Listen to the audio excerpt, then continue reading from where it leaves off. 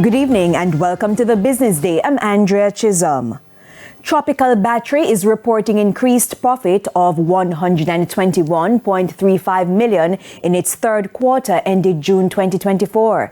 In its latest unaudited financial statement published on the Jamaica Stock Exchange, the company said the amount represented a 212% increase when compared to $38.83 million after taxes for the same period last year. This brought profit at the 9-month mark to $220.16 million. Tropical Battery says the outturn was attributed to improved efficiencies along with strategic investments. For revenues, Tropical Battery brought in $1.91 billion for its third quarter, up from $782.84 million for the same period last year. That increase was due to the acquisition of California-based Rose Batteries, along with its 51% stake in Kaya Energy, located in the Dominican Republic. Tropical Battery plans to continue expanding and increasing efficiency.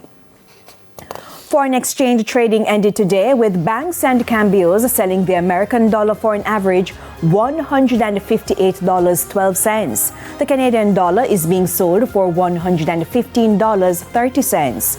$201.35 is the average value of the pound, while the euro is going for $176.38. To the stock market now, the JSE index declined by 149 points today, while the junior market fell by 19 points. Among the 38 winners, Blue Power Group, Caribbean Cream, Omni Industries, Cygnus Credit Investments US dollar, and Lasco Manufacturing.